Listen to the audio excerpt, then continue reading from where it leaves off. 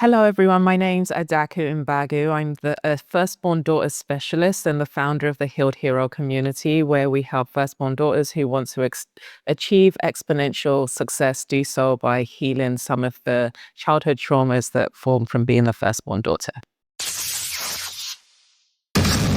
Diversified Game. Learn how to start, run, and sustain your business.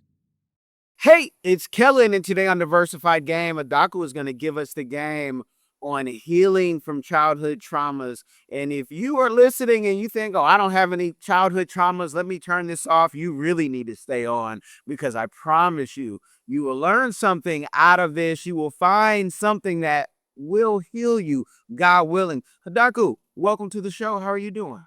I'm good. Thank you so much for having me.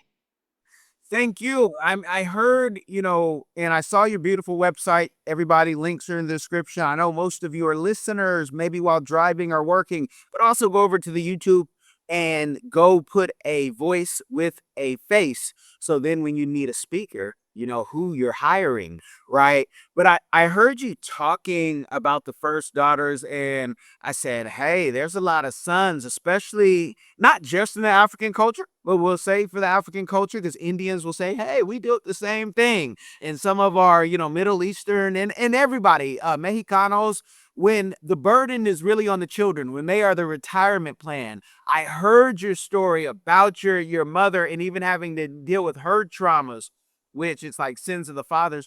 What are you seeing that people are making the number one mistake in not healing? Are they just avoiding it, or do they just not know where to go get help? And that's why you're here. Well, like you said, for those people who listen and think, I haven't got no traumas, I'm not coming in, a lot of people are completely unaware of the traumas that they have. And as long as you're human, you have traumas because of the way that our mind is made up. 95% of everything we do is run by a subconscious mind, and the data in that populates between the ages of 0 and 6. So a lot of people, typically in the Black community, I have found, and I'm Nigerian, we're told to kind of take it to God or pray about it or get guidance from your pastor, who's not necessarily qualified to help you resolve those traumas. They can give mentorship and counseling. So people, as a result, find themselves stuck in repeating patterns, not realizing that they can do something about shifting the results that they're getting by diving into that subconscious and pulling out some of those decisions that they made from the experiences that they've had. Those experiences sometimes people think are unique to them. I dealt about almost a decade dealing with kids in psych wards or step down programs, drug recovery, all type of things where people are dealing and battling with their traumas. Do you think people don't deal with them because they think they're the only one and who unique to those who may be able to help them?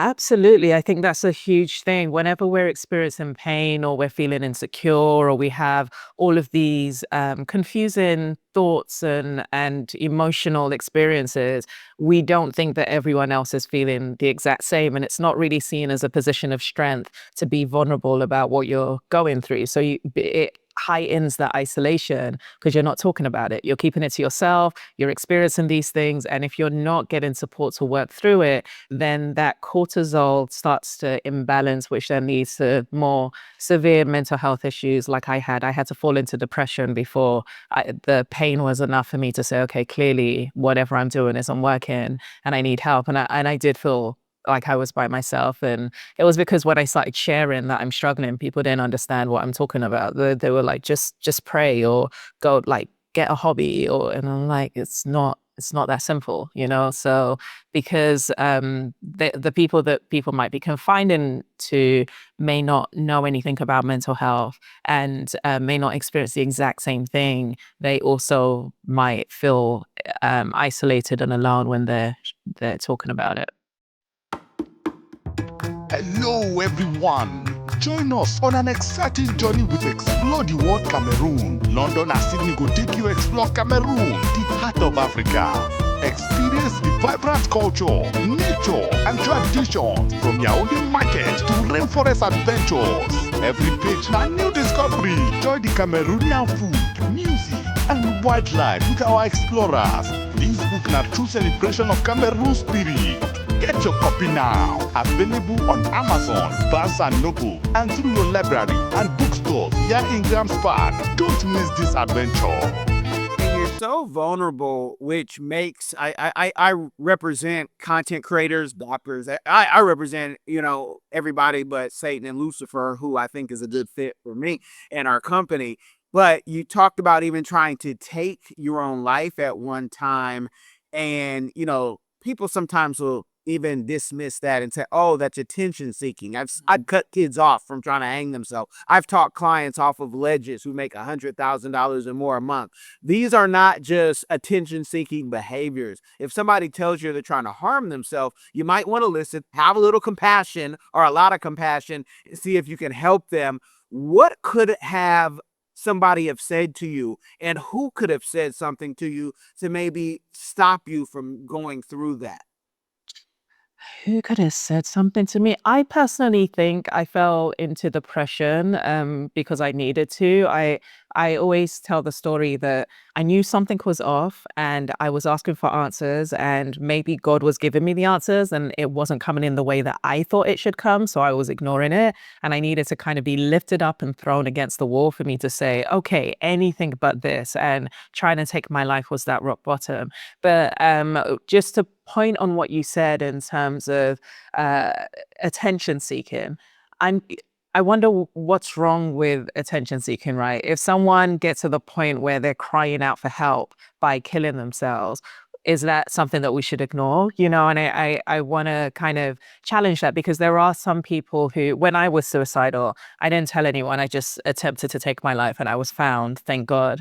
But I know people who have tried multiple times and constantly tell people. And I think it's just because they don't know how to share that, like, I need help, I need support. So they're demonstrating it through their actions of attempting to take their life, or cutting themselves, or putting themselves in some form of extreme position to say something's not right and I'm not coping and I need help. So I do think that we need to have more compassion and pay attention and say, well, if someone's going to those lengths to kill themselves, then what is it that we're missing that they're communicating that they need? So what would someone have said to me that would have taken me off that? Yeah, I think it would have been difficult. I definitely didn't feel, as a firstborn daughter, as eldest child, whether you're male or female, if you're someone who always on the outside looks like you've got everything together, you're pretty well kept, you are successful to everyone else, everyone comes to you for problems. When you do say that you're struggling, I feel like people struggle to comprehend that. So for me, I was starting to say, like, I'm not sleeping, I'm crying all the time. And everyone was like, oh, but you're always fine, So they were kind of brushing it away. So maybe if someone had a little bit of compassion and said, well, you never complain, so the fact that you're saying that there's something wrong, it's perking my attention. So I want to know more. Maybe that would have made me feel seen and heard, and not forced me or pushed me to the point of that extreme pain, and I would have got help earlier. And let's push and go a little deeper on that, because having a family, being Nigerian, where family, hey, there's God and there's family, and they're very close, intertwined. Was there nobody in the family, or even a family friend, that you even maybe let know that things aren't all the way all right? Check on me, especially you being a traveler and you're, and nomadic. Maybe you weren't then, but I think you've gone from, from the States to London, or London to the States, and everywhere in between. Was there anyone you might have whispered something, or was there a sign that somebody can hear and say, oh, maybe I should look deeper into this, because I'm hearing this podcast and I'm worried about my brother, my friend, even my friend of me? Yeah, I would say that my youngest sister was probably the closest to me, and she would let me vent. But I think that a lot of people don't really know what to do in that situation. So um, they, she didn't really. Also, I had a lot of complaints towards my mother, and she's my mother's daughter. So it puts the people that you want to listen to you in a difficult, in my case, it put them in a difficult situation, because she was kind of like, I hear what you're saying, but like, what can I do? And I don't think she would have wanted to take my mum's side, so she wasn't validating. It's only now that I'm 39, and we had a conversation about 2 weeks ago when she said, I'm finally understanding you, and I'm understanding the weight that you were carrying. She didn't get it then. She didn't understand it. She was just kind of like, do what you want to. So I did tell people it. I'll give you an example of how bad it was. So I called my grandma. Oh, my grandma called me the day after I got out of hospital from my failed suicide attempt. And she said, what is this thing that you're doing? Like, I'm doing. I'm depressed and I'm struggling and I don't want to live. And she said, well, maybe you were put on this earth to help your mum. So don't be selfish and take your life. I'm like, so I'm in a state where I'm trying to take my life and you're concerned about me leaving my mum instead of me being better. So it's just this, I feel like when family are engaged in a certain dynamic and expectation of who you are and how you're supposed to show up in the family, anything that threatens that becomes a little bit of a confronting thing for them. So they don't want to deal with it.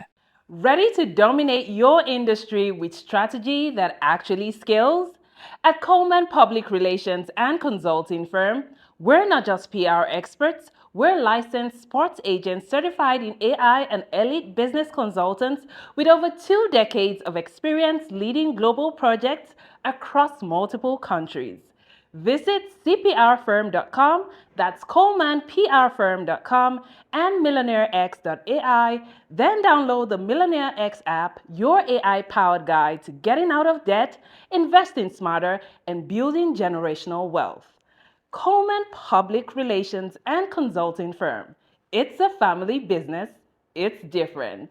And again, if you're in America and you're not familiar with how many people outside of America's family units, where again, the kids are sometimes looked at as the retirement plan, because 401k and different things aren't always as, you don't always get the same percentages. I talk a lot about that. I'm certified financial social work coach. So I talk a lot about finances, and your finances are so strong. I know there's always someone pulling. Forget your feelings, right? I think I read in your press release from Kat, my dear friend and publicist. Shout out to Kat, you guys, publicists who love publicists. That's what we do here. But we're making 7 figures, self-made millionaire. I know your degree, you're a Python and probably C++, master. So who knows what you have built out there. I look at my 𝐬𝐿𝐴𝑖 and you'd laugh like, stop using Lovable. I know, but we got to go with what we know, right? And have time for it. But tell people, while you're going through your depression, somebody's always being born, somebody's always dying. There's always a celebration. There's always a wedding, somebody wanting you to show up. What were you dealing with while you're trying to deal with your stuff, and that family and friends are telling you their stories on how if you just helped them, if you just invested, because you might be the most successful person in your family or one of the successful people. Nigerians, y'all the most educated people in the world. So, Yeah, I think so. The saying, we teach people how to treat us. The name Adaku in itself, every firstborn daughter in an Igbo tribe in Nigeria is given a name beginning ADA, which means firstborn daughter. So from the moment you're out the chute, there's an expectation of you, and there's a saying that the Ada is the second mum of the household. So it's like my life was already ordained before I came out. I didn't have a choice in it. I had to be the provider. I've been working since I was 8 years old. We went from having a lot of money and being born into abundance in Nigeria to my mum moving to London by herself without my dad, and she was a supply teacher, so money was kind of sporadic, and when she didn't have money, she lived off credit cards. So there was a lot of poverty growing up, no electricity, no gas, going without food for days. So automatically I kind of took on this role, like I have to do something about this, and I started braiding hair and babysitting kids that were older than me to provide. So because I had been showing up that much that way for that long, it's like, oh, but that's just what you do. So there was no space for you being weak or you having needs. After my depression, leading up to my depression, me and my mum were clashing because I was angry that I didn't have a childhood. And I was saying to her, like, why, like, aren't you ashamed that you took my childhood away from me? And she wasn't saying anything. But then when I started working on myself, I told her I forgave her, because had I not had that childhood, I wouldn't be who I am. I wouldn't be as resourceful as I am. I wouldn't be as resilient as I am. So I'm grateful. And when I said that to her, she apologized. And she said, I know that, like, out of the 7 children I have, I didn't show you any motherly love. And I was scared to, because I saw you as my husband and you were helping me so much that I thought that if I loved you in that same way, you would stop.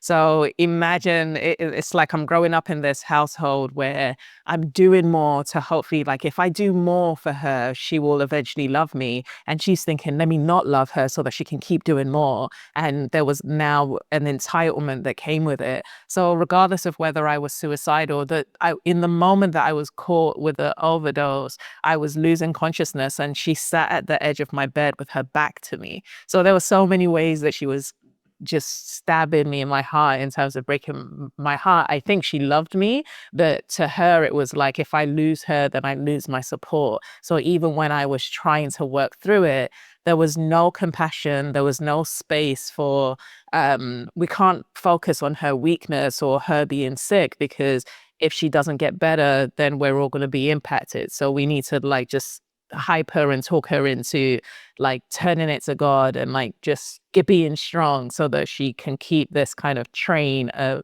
support going. And it is exhausting, and it starts to create a belief that I'm not worthy. All I am is an ATM. My purpose is just to take care of everyone. So in order for me to actually make the changes, I needed to cut my family off for 18 months, because it was hard for me to step into a new identity in the midst of all of their expectations towards me that I had to acknowledge that I kind of participated in creating. So, but now we're all good. We've worked through those dynamics. I totally get it, being the oldest myself and having to do things. I took it where I like being off the porch at an early age and not being coddled, but it wasn't like it was an option back then. You're gonna do what you're told, and children are to be seen and not heard, and that's you're a child until you're not, until they say, oh, you're an orphan, your parents were dead. I said, I'm not an orphan. My parents just died. What can you do? I had children. I know orphans. I've worked with orphans. It's a whole different thing when you're 5 years old and you're getting lithium and you can't even have a roommate because everybody has touched you in your household, right? So I'm not an orphan. I know orphans, but you had big responsibilities, which made you successful. Can you share with someone listening who's still maybe trying to figure it out, whether they're about to go to school, they don't know what to go to, they hear AI is going to take every job in the world? What helped you get to that, I hate to say numbers because it's tacky, but where you are, and what your press release had said? What was it? Was it building apps? Was it working for Microsoft or some big company? What took you to the next level? Well, I was in recruitment. So when I was in university, like you said, I studied multimedia and computing, which is programming. And I'm not a coder, but I was able to graduate and got good grades. And I thought, okay, want nothing to do with that. I like people and I want to make lots of money really quickly. And when I was looking for graduate jobs, a lot of the recruitment jobs were saying OTE 100,000. And I was like, oh, as a graduate, I can make that much. And a lot of it is based on commission. It's a sales job, being in recruitment. So that's how I got in. And I wanted to go straight into working for myself, but I looked for advice from an uncle and some other people, and they said, oh, go and work for people. I should have just gone on myself. I think I'm an entrepreneur from by heart. But I worked for a large corporate, I worked for a boutique, and then I worked for a startup before I then set up my own. So I kind of trickled my way down to building my own business. And I think that no matter what it is, like now I'm in coaching, and I have no doubt that I'm going to build a 7-8 figure business in that too. And I think the key thing is I had a why, I wasn't building the bit trying to get successful for myself. I was thinking I need to be an example to my siblings. I've got bills to take care of. I reconnected with my dad at 25 and invested in his business, and I still take care of him in Nigeria as well as my siblings in London. So having that purpose beyond me really kind of challenged me to make sure that I extend myself, and figured out what were the successful people in my market doing, who could I get to mentor me, what is the quickest way to success that I can achieve. And that allowed me to put things in place and establish certain partnerships that resulted in the success of the company. So if you're telling somebody now thinking about going to school, would you say, if they're trying to follow a path like that and say, that's exactly what I'm trying to do, would you say go to school, or should you just learn Python and all these things on your own through maybe, I lived in Seattle for many years. You could just, I'm from California. You could just, go to a boot camp. What would you say would be, the 2 or 3 things that they should be focusing on? Because again, if they focus on the AI and what the news says about AI, sometimes they get depressed. hmm yeah, kind of think there isn't a one size fits all. If someone's a self-starter and I was throwing parties for under 18s at 18 years old and doing a whole bunch of things. So I had an entrepreneurial spirit. So if you are someone and I wasn't also academic, I struggled with university. I got through it, I got good grades, but I had to work 2, 3 times as hard. I don't know if I'm dyslexic, I probably am. I didn't want to give myself a handicap, so I didn't know. But I would say that for some people who are self-starters, for example, my nephew, he is 15. He has a clothing business. He's making 6 figures already at 16, and he doesn't feel that he needs to go to school. And I said to him, why don't you want to go to school out of curiosity? And his response was, well, I'm probably earning more than the teachers that are going to teach me, so why am I going to school? I'm like, fair enough. But Shout out to his name is Mindset. The name of his clothing company is Mindset for Molly. It's a tracksuit line. And then my brother, he is a baby of the family, and he was very much coddled. So what university is doing for him is giving him structure and independence, and he's living with himself. So I think it's a good transition from home to working for himself. I'm sure he's studying surveying. He wants to get into property development. Great. It's probably not the characteristic that will go straight into entrepreneurship. So going to school served him. So I would say, look at what are you strong in? And also, if you want to be a doctor or a lawyer, you kind of need qualifications. So you need school. The stuff that I've done, you don't need. So I didn't need school for recruitment. I don't need school for what I'm doing now, so it's easier. So it depends on whether you need the qualification, whether you need that structure that school provides, whether that transition from living at home to being independent is going to be beneficial for you, learning how to network, learning how to participate in clubs. All of that is beneficial. I'm not sure whether education itself translates into something that is tangible outside of those professions where you need qualifications. But yeah, it's down to the person. If you're a self-starter, then definitely throw yourself into it and get started while you're in school. Have a side gig and start building up and building confidence on an area that interests you. And it's not going to come from osmosis. So y'all going to have to work hard. And you have your beautiful website. Again, links are in the description, HealedHero.com. And I want people to know when they go there, there is a monthly subscription. And I want you to tell people what you get for the monthly subscription. And also just, if they want one-on-one, or if they want you to speak, what are the best ways of going about that? Because I think I heard where you want to go with this, and you weren't always a fan of social media, or I didn't want to put always the time in. But talk about what they get with the monthly membership and how to connect with you. Yeah, I'm still need to do better at social media. I'm working on it. Yeah, the monthly membership is for firstborn daughters who are executives and entrepreneurs. If you are an executive and entrepreneur, you want to grow your business exponentially, but you're finding that you're overworked, you're constantly on the edge of burnout, you keep repeating certain patterns, then this community is for you. And the for the monthly membership, you'll get a training on my bespoke methodology that I've designed called the Strategic Vulnerability Framework, which will help you learn how to be vulnerable, which is strategically something that firstborn daughters aren't good at doing. And in that process of becoming vulnerable, how that kind of translates your relationships, as I described. I've healed my relationships with my family. I've achieved exponential success. I'm doing it living in Mexico for the last 2.5 years. I've only worked 4 to 7 hours a week. So I'm living and embody what I teach you to do in terms of learning how to not have to kind of keel yourself over to see some level of success. You can do that without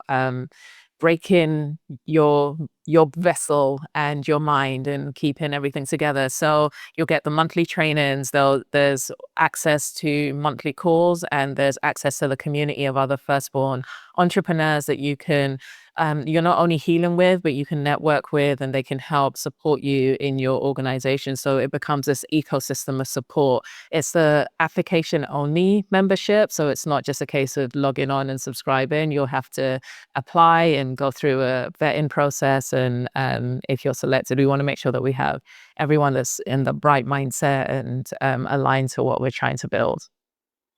That's very important. Very important. I mean, everything that you talked about, especially even with your mother. I know Tim Ross was talking about he was talking about how in the African culture the manipulation is real, and he didn't grow up in that culture at all.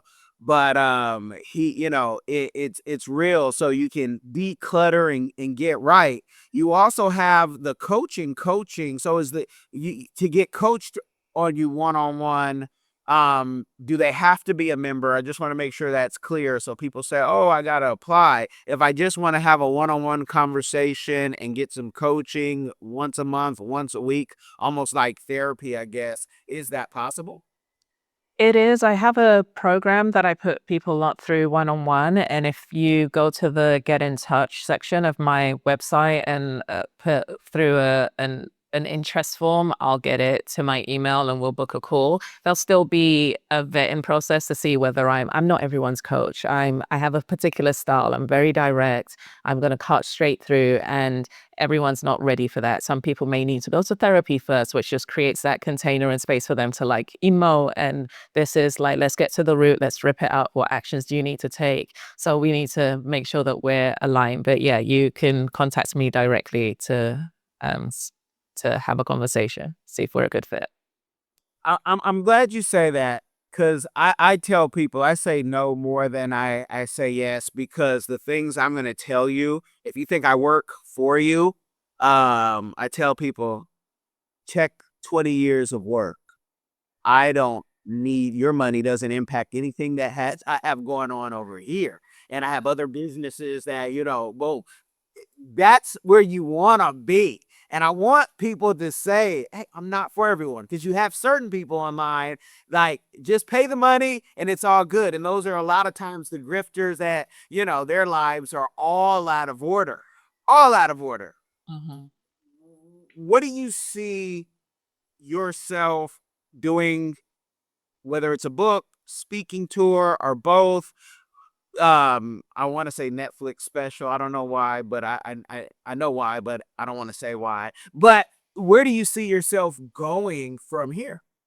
All of the above. I do think that the firstborn market niche is a firstborn daughter niche is new-ish. Like there's a lot of research. Scientists are starting to look into eldest daughter syndrome, and that started in 2024. So I think it's a group of women that have been untapped, that feel alone, that don't realize that every other firstborn daughter is going through what they're going through. So I want to be able to write a book, and I've spent 5 years working with firstborn daughters. I've seen the patterns. I know how to break them. So the book, I also see myself doing a Netflix special where I'm going in and working with firstborn entrepreneurs and kind of doing like a Gordon Ramsay style, like, let's look at how your patterns are limiting you in your business. And these are the things that you need to fix up, look sharp on to make sure that we move this forward exponentially. So all of the things, I'm open, I'm kind of just trusting. I think this is the most aligned I felt in my life. A lot of my career was doing what I'm supposed to do and like fulfilling everyone else's expectations. And in the last 5 years, I've given myself the space to really like connect to my purpose. And I feel so aligned and there's such a need. And I'm leaning on Kat and others who are willing and generous enough to give me platforms like yourself to allow me to get the message out there and to kind of start this train of this movement going. We're talking success, and one thing I tell people, because in the state of Florida, I'm a licensed sports agent, so sometimes we're talking to athletes as well. And I tell people, I think, and tell me if I'm wrong, because it could be true for you, it could be true for me, it could be true for others who deal with this, that just because you made the money, and I've studied money, just because you made the money doesn't always mean you know what to do with it. It gives you like a fake arrogance where you say, look, I made $1 million, I made $10 million, whatever that number is for you. It could be 10,000 for some of y'all. It could be $5 for some of y'all. I don't have to listen to anybody. I've got it figured out because of the money. And we see 70% of athletes ending up broke. They just knew how to run fast or hit a ball or, get it in the hoop. And you could say the same thing for tech bros who just know how to build apps, but they can't connect with people on a certain level. And the money has them kind of jaded. Do you see that with, yourself or your clients? Or do I just got that all wrong? I think any successful person has some level of ego and bravado, and so they should. They are demonstrating their ability to perform. But I think that there's a level of arrogance in thinking that someone doesn't know more than you in a specific area. Just like you say, those athletes know how to kick a ball and throw a ball, but they haven't spend the same amount of time and energy and effort in finance. It's the same as me. The reason that Kat put us in touch is because I'm leaning on her for PR. With my old business, I got to hide and didn't do social media or any marketing and organically grew it to 7 figures. In this business is an extension of my story. I can't hide, and I'm like, okay, well, I don't really know this marketing thing. I need to lean into it. So with my clients, especially firstborn daughters, I love them and they are unique because typically they're the ones that everyone comes to for advice, support, and help. So I have this thing where I believe I'm always right, because I am usually always right. And so are my clients, and so are other successful people that I work with in specific areas. But when it comes to niches like finance or marketing or areas where people are dedicating their whole life, there's always more that you can learn. So I think it's important my specialism is in mindset. I've figured out that hack. So for someone to say, well, I've got it together, I'm like, oh, let's have a conversation and let's see if I can help you see some blind spots, So I think though the people who are always curious and willing to grow and humble enough to admit that they don't know everything are the ones that are typically way more successful than other people, and they achieve it in a sustainable way where they're not yo-yoing up and down because they're not having to crash and rebuild all the time. You've tried it your way, but you're still in debt. Or maybe you're doing okay, but want to invest smarter, grow faster. 𝐿eionairex.ai gives you real step-by-step strategies to ditch debt or stack wealth. Stop dreaming and start planning. Visit 𝐿eionairex.ai today. I want you to be the next millionaire next door. Okay, this next question just came to me, like all of them do, right? I'm like Jay-Z. I don't have nothing written down, but I'm gonna use you to vent a little bit, because I want you to tell me if you get this, knowing what you do, knowing who you are. I have people who ask me, well, I want to be successful like that other YouTuber that you have, or that other doctor that you have, or lawyer. And it's like, but that person pays a premium amount of money every month. Sometimes, we keep our clients, 10 years, we're going on with one client, and we've had, it's just awesome, right? But you're not planting that seed. Do people try to sometimes stay close to you and piecemeal the information that you're giving your clients? And they're like, they might call you once a month, once a week, every other day. And, oh, we don't want to talk about business, and then it always turns into something that helps them with business. Do you get that? And how do you say, para?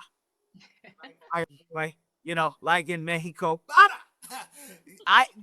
We're not doing that. Come join the community so I can really help you, heal. Do you get that? Or is it just me and the other 50 people I know? No.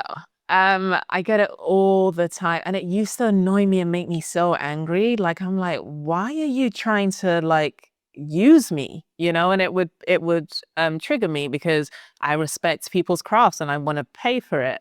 But I think it's just human nature. It's like, oh, we'll just see how far we can push. So I started realizing it's my responsibility to feed into that. So when I can tell, so it's interesting because a lot of my early clients were my friends. And some of them automatically moved into my clients when I said, oh, I'm going to become a coach. They were like, oh, I guess I'm going to have to pay you now, because they know that they have been I had one friend who would just text me brunch, and brunch meant I've got some shit I need to work through. So I'll buy you brunch and we can work through this. And as soon as I made the decision to become a coach as a profession, he automatically was like, fair, I'm going to pay you. So some of my other friends, there's a difference when I'm volunteering advice and when you're constantly calling me to get advice. That's where there's like a small line. And when I start noticing that happens, I have to kind of either have a conversation or I just start holding back and just listening, like, oh, okay, really? And then I could see they're waiting for the so tell me. And I'm just, I'll smile. Like, if you want to know, you know that this is my role, and I'm happy to kind of take you through that journey in a professional container. So I've learned how to not take it personal and just see it as human nature. And when I feel generous, or if it's just a casual interaction and I'm giving advice, fair. If it's becoming a thing where you're trying to build something with me as an unofficial advisor or coach, then I'll start putting those boundaries in place. So yeah, it happens all the time. What's crazy is I'm sure someone's told you before, like, you're acting funny because you're not picking up, right? Uh, hey, you're not picking up. And it's like, but you're also not a client. And I have to give, time to family and clients and be fair. So if you're not that, but it's interesting. Those same people will pull up to you in an Aston Martin or Maserati or, whatever luxury, or tell you what trip they're going on, especially if they are trying to compete. So if you're listening, you guys, you're not the only one. This is the community for that. We can talk about our successes. We can talk about our crazy. Now, you talked about when you do feel giving, and I ask everybody, what is a community give back that they're doing, or one that they would like to do in the future? And I'd also like to add on to that to say, if the community here can help you with that, please let us know, because sometimes it's in a like. Sometimes it's in a share or a subscribe, but give us the game on your community give back that you're doing or that you would like to do. Yeah, so in Mexico, I'm always getting involved in give back activities, and a lot of expats here are constantly doing stuff. There's organizations here called 𝐸𝐻𝐻𝐿, and I actually took part in a project which I would advise everyone to follow, called Drop Dead Generous. They launched this year, and I was one of their advocates in Tulum, and they're basically giving away $500 to people that have really creative ideas that can kind of help people. And I was responsible for allocating those $500 projects here in Tulum. But my personal desire moving forward is to be able to go back to Nigeria and build schools and create businesses that will provide jobs for people in the village that don't have access to an education. Because I feel very privileged that I got the opportunity to live in the UK and the US, and now in Mexico and have access to building the life that I have and the companies that I have. And there are people who would die and give anything to have those same opportunities. So I think it's only fair that once I'm in a position where I can do that on a significant level, to build an organization that will facilitate that. So that's a future plan. That if you the project that I was involved in, that if anyone's interested in learning more about that, just put Drop Dead Generous in Instagram, or they have a website, and you'll learn more about that project. And as a fellow resident of Mexico, be there, God willing, February. What have you gone and done the residency? Is it a place where you see, I'm looking at real estate, so I can always have a place here? What was it about Mexico that, made you want to stay a little bit longer? Yeah, so I'm a permanent resident here, and I love Mexico, and Mexico's been incredible to me. I came during the pandemic, so everyone got locked down in London, and I was living by myself, and I was thinking, this isn't humane. We're not supposed to not communicate or be with each other. So I was one of those rebels during that time. I had a friend that was in Tulum, and she was like, there's no COVID here. You should just come here. You'll be fine. So in June, I traveled here, and I was like one of like 10 people in the whole airport, which was the airiest thing ever. It felt like there was some form of apocalypse. But when I came here, it was sunshine and beaches and get-togethers and dances. And I was like, oh, what is this place? And if you're into personal growth and spirituality, it's like an adult Disneyland for that. There's everyone here. There's the saying here that if you throw a rock, you're going to hit a coach, a healer, or a DJ. That is not a lie. So the community here, because there's so many expats, everyone's so open, everyone's away from home. So it's like instant family. It was incredible. So I don't see myself. I think it served me. I didn't realize how much I needed Mexico to firstly create physical distance from my family. I thought I had put enough boundaries in place, but being here allowed me to kind of focus on myself. And because of the energy of the place and the slowness, it allowed me to really lean into my feminine energy. Being in London, it's a city. I was like the hustle and bustle. I needed to learn how to be a little bit more soft, and Tulum's definitely helped me do that. Everyone's walking around here braless and kumbayaing and all of the things. So it's been really, really healing. But now I'm actually planning on moving to Dubai in April, because I'm back in growth phase, and I want to be around that energy. But yeah, it's definitely a beautiful place. It's going to have a permanent place in my heart. I will lay roots here. I already have residency, so yeah, I'm super grateful I found this place. That is beautiful. And so you guys, I'm not the only one, and there's so many people on YouTube. The free game is here. We've given it, and even on my other channel for Killing Cash, I got poll playlists that help you figure out how you can too become, do your 4 years of temporary for most of you, and then you can do your 4 years of or not 4 years of permanent if you want to go for citizenship, depending on how good your Espanol is. The book, okay, I hope you're working on like double time. God bless Dubai. People say great things about Dubai, and some people say, hey, I want to go back. Tell me where else I should go. I say, Mombasa, Kenya.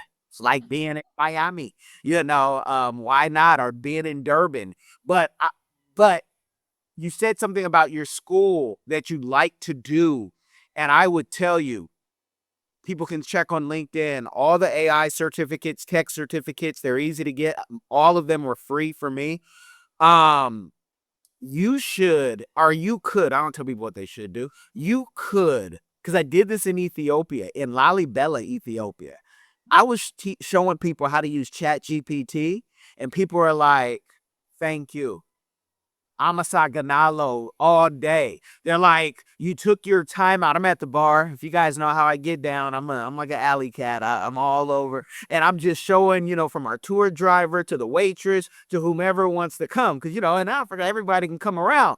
And they were so thankful. And I'm just like, this is a game changer. It's not going to replace us, the AI, as long as you learn how to use it and you respect it too. That's a whole nother conversation. But I I'd love to see that, because Nigerians just, the way Nigerians get things, it's like, yes, that school can be a virtual school to start. And it doesn't even have to be like a Dr. Umar school where you're just talking about it, raising money and telling people I need more money. No, the school starts now. So I can't wait for you to send me something on LinkedIn or in a text and say, hey, I started the school because I might have another idea for you, or say, hey, check out this curriculum. Again, my Vanderbilt even certification, it can be free if you know how to work it. But the game is there for y'all. So let the people know. Any last words, where they can follow you, because I want you to have time to write your book, and I could go all night with you with this, like a Joe Rogan show. But let them know all that good game, and I just thank you for your time. No, it's been a great conversation. I love your energy. Yeah, I would say the last words is that a lot of the pain that we're in as humans is self-inflicted unconsciously, and the way out is simple, but it's not easy because you have to go against yourself. So if you're struggling or you're challenged right now, I would encourage you to get some help and speak to someone that is skilled and equipped to be able to help you understand what's going on in there. You don't have to be alone. There's a lot of people, especially since the pandemic, that are going more into this personal development realm and trying to understand themselves. So that's what I will leave you with, that you're way more powerful than you know. And if you can overcome your pain, it will make clear your purpose. In terms of where to follow me, definitely my website, HealedHero.com. I'm going to be spending more time on LinkedIn, so you can find me there. I will get better at the other social medias. I'm pacing myself. The book will come, and I'll definitely let you know when it's there. I've done a draft, but I'm working on it and refining it. So hopefully by the end of next year, it will be out. And yeah, I've enjoyed the conversation. Super grateful for you having me on. Thank you for your time. Well, thank you. And I thank you all for listening and making it to the end, seeing, the different ads and everything that we talk about here. It's always just to help you grow. We might not be the biggest, but we surely try to give you the best information. And I thank the team, too, for making me look like I know what I'm talking about and staying organized. You guys, I got to get off here because I need to tell her some of the things that are coming down the loop for that Netflix special, maybe some events she might want to show up to when she does write the book. Don't make these little mistakes. So if you guys just bear with me, I know you wanted me to go longer, stronger for the next time, God willing. You guys, make sure you comment, make sure you like, make sure, again, go over to the YouTube, but wherever you experience this, I need you to go share this game with somebody. It will change their life. Y'all be blessed, and I want you to get out of debt. So hit millionairex.ai and cprfirm.com. Be blessed, y'all. Are you tired of the rat race in America? Are you ready to visit the motherland to relax and rejuvenate? Are you ready to explore all that Africa has to offer? Then check out the brand new Diversified Game Academy course, Prepare for My First Trip to Africa. Are you worried about being able to afford the trip? We got you. We will show you how to travel either on a budget or as a baller. Learn how to stress the value of the USD. Did you know that 100 United States dollars is worth over 1,000 South African rand, or 10,000 Kenyan shillings, or 54,250 West African CFA? Are you worried about taking your kids? Get the game from 𝐾𝐨𝐴, a bona fide world traveler, having traveled to almost 20 countries, several of those in Africa. Get the game on taking your kids on their first trips. Learn how to find the best tickets, get the visas, and plan your own adventures in Africa. Don't let Eddie Murphy have all the fun. Plan your own coming to Africa trip starring you, produced by you, and featuring you. If you are ready for a life-changing experience, sign up for our course today, Diversified Game Academy. Get prepared and purchase at diversifiedgame.com.